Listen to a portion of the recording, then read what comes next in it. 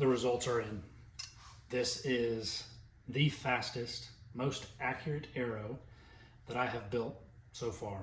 This will be my target arrow for the rest of the year, and it will form into my hunting arrow using some of the same things that I used to build this one.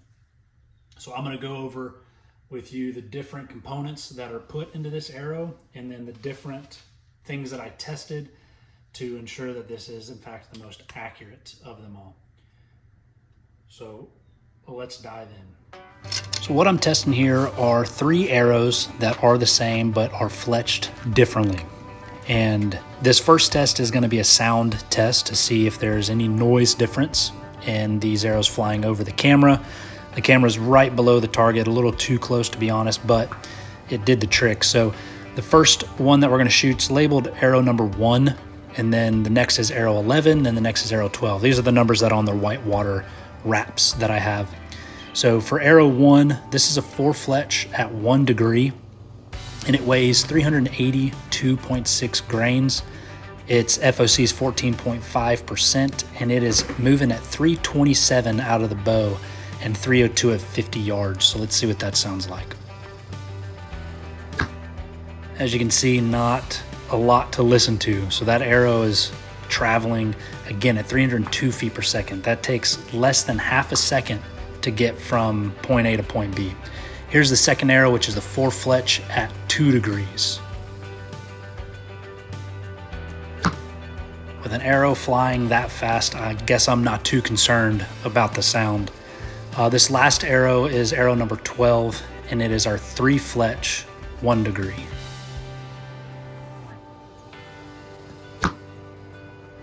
So I think the sound test is a little bit of a wash when they're moving that fast. So it might be something that I look into testing out a little bit more when I bump up the weight and I start working on my hunting arrows. But ultimately, we didn't see much of a difference on any of these for that specific test. But that's the perk to having a fast arrow. You don't have to worry so much about sound if it gets to the animal sooner than later. Now this is showing the arrow in slow-mo. So I'm going to show this 3 times for each arrow. This first one being arrow 1, the 4 Fletch 1 degree. And the goal here was to see how much the arrow moves. You know, how much is that helical actually correcting the arrow. And for this one, you can see right off the bat, it does have a wide turn, but then it does straighten back out. Now for arrow 11, what's cool about this one is you can see it noticeably shoots straighter. And that was the whole point of this 4 Fletch at 2 degree, was I do know that this is right on the verge of being underspined. So I wanted that extra correction, and it seemed to actually help out. Now, for this final one, arrow 12, this is the 3 Fletch.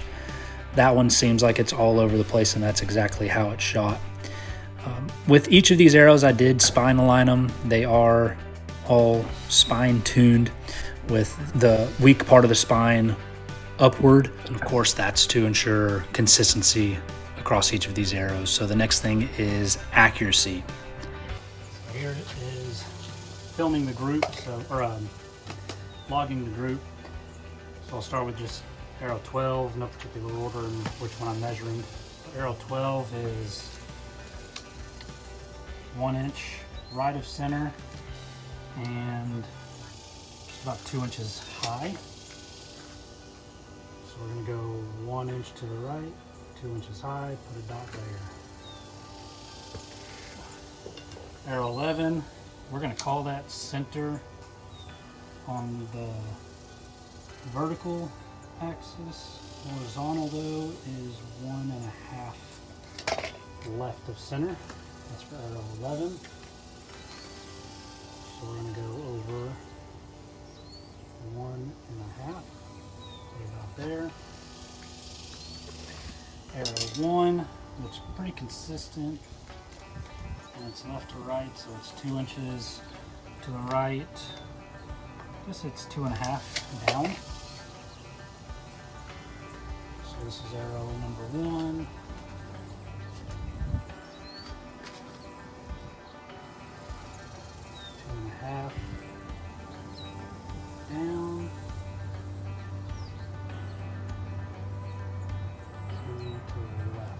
check that one. Using myself here. Yep, that's right. So we got that dot there. So now I have a different charts for all 3 arrow groups. Let's go take a look at them. So this is the Victory 3D HV. This is their competition ultralight shaft. It is the same shaft as the RIP XVs. This is just advertised as their hunting shaft, so it comes with hunting components, and then this will come with their more target components. If you want to save a couple bucks, you can buy the 3D HV because that's 20 bucks or so cheaper a dozen, but they do only go up to a 300 spine. They don't go any stiffer, but regardless, that's all I needed anyways. So for this 3D HV, comes in at 7.1 grains per inch. My arrow is 28 1/8 of an inch. So it makes my total shaft weight 199 grains, 0.68. So 199.68 grains. Then we also put in here the pin bushings by Victory. That comes in at 9 grains. They're aluminum bushing. Also the AAE IP Nox, pin Nox. That's 5 grains for that. I went with the AAE IP Nox because that's also what I used on my hunting arrows, is the AAE IP. But one problem that I've kind of seen is that the pin knock actually fits a little looser on my string, not as snug as the insert Nox. So just something to kind of keep in mind there. If you plan to actually shoot at each arrow, shooting a solid single group, then definitely consider the bushings. But if you pick different spots on your target to shoot at and you're not so concerned about breaking or splitting arrows, then I might just stick with the same Nox as my hunting Nox. And those are also just a little bit lighter too, so you'll have a little bit more forgiveness on your FOC. So again, we got 5 grains for the IP pin knock and 9 grains for the pin bushing. And just for the heck of it, so that means we have 14 grains total on that setup. And let's see what this knock would be, just the normal knock here. So it comes in at 9.1. So we'd be saving about, a good 5 grains on the back of the arrow. So something to consider there. It'll increase your FOC by about 1%. So that might be the next move. Again, something to consider, but for these being my target arrows, I put the pin bushing on them, and maybe future I'll just stick with the same normal IP Nox. So I also have the whitewater reflective wrap. This is a 3-inch wrap that comes in at 5.9 grains. The wrap for me is necessary because, again, this is to eventually be turned into a hunting arrow, and I will always have a reflective wrap on that arrow. It just makes it easier to find. And the other benefit too is if on wraps is if I do end up having an arrow, a fletching that strips off, is you can soak that wrap in some warm water for a little bit of time, and then that wrap will be able to come off and clean your arrow off a lot easier than having to strip glue off of fletchings that were glued directly to your arrow. So just another benefit. Again, I always go reflective, but that wrap, again, 5.9 grains, that can add additional weight to the back of your arrow that you don't necessarily need. So we're already looking at 14 additional grains on the back of this arrow with my wrap and the pin bushing, or the pin knock over a normal knock. So those are areas that you can play with that will be more beneficial to me when I'm pushing over to my hunting setup. So for my Fletch fletchings, I got the 250s. That means they're 2.5 inches long. They are 11/32 of an inch tall, so they're very low profile, which is going to give me great clearance shooting out to further distances, which was another big benefit to that. And if you guys watch the Easton Arrow study, they cover on the Fletches. I don't think they hit the 250s, but they cover down on some of their other models and that arrow, or that fletching, ended up doing really well. Now I also have the, at the tip, my 150 grain glue-in insert, and I'll be rocking roughly 150 at the front of my hunting arrows as well. So on paper, for the 4 Fletch, that comes out to 387.58 grains. What it actually came out to was 382. So I somewhere shed a few grains when I built it, but 382 is the total weight of this arrow. So with the 4 Fletch, FOC came out to 14.5. If I switched to just a normal nock and went away from the pin, then I'd probably be closer to a 15.5 with that much of a difference.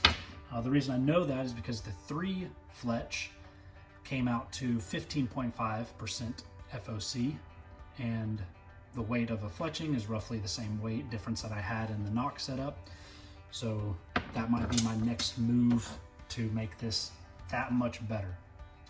So I ended up fletching 3 different arrows, or 3 different configurations. So I did a 3 Fletch at a 1 degree, a 4 Fletch at a 1 degree, and then a 4 Fletch at a 2 degree.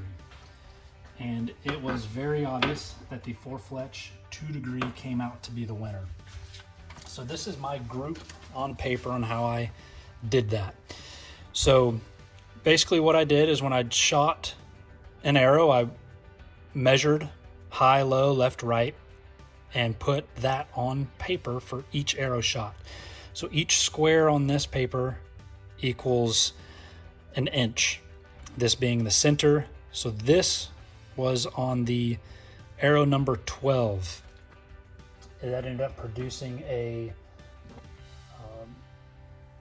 arrow number 12 is the 3 Fletch. Yep, is the 3 Fletch, and that ended up with a roughly 11 to 12 inch group. That's at 50 yards. So the black is the first group that I shot, that was last week. The gray is the group that I shot today. So 11, 12 inch group at 50 yards. That's pretty big. So flipping over to the 1, this is my 4 Fletch 1 degree. That group dropped down to an 8 inch group with a few flyers kind of all over the place, and this is where the money was made. My arrow 11, this is the 4 Fletch 2 degree with an 8 inch group. I circled these 2 flyers down here. If we omitted that, that would have been a 5 inch group, and this is all at 50 yards. So that's a pretty solid group, I would say, out of 10 arrows. So very evident that that was, there was a pretty big difference there. So I also filmed it in slow motion from behind to see the arrow movement. And then I filmed to try and hear the sound, but flying at 329 feet per second, that the sound is not a whole lot. It's released and it's hitting the target. So that was one thing I didn't mention, is for the 4 Fletch at 2 degrees, it was 327 feet per second at 0 yards and 306 feet per second at 50. And the 1 degree was about the same. The only difference really was in my 3 Fletch. We've got a 329 at 0 and 308 at 50. But I mean, pretty negligible. We're talking a 2 feet per second difference at 50 yards. So I can't complain with that. We're gonna, next test I'm gonna fletch the rest of my arrows in this 4 Fletch 2 degree. And I'm gonna start launching some at 100 and start kind of seeing what the difference is I'm gonna see at the further distance. But this right now is gonna be my target build for the year. Obviously some more tinkering to do in the long run, but that right there is a accurate, fast arrow. Hey guys, first off, thanks for watching, and this is the first of many videos where I am going to start breaking down the fine-tuning of my bow. I wish I had filmed a lot more of the actual build itself and each components, but that will be in videos to come. So if you have any questions, if you want to see any other parts of the process, definitely drop a comment down below. Maybe if you're curious how I got some of the information that I got, or if you just want to see anything else. So the whole purpose of this channel is for it to be all-encompassing.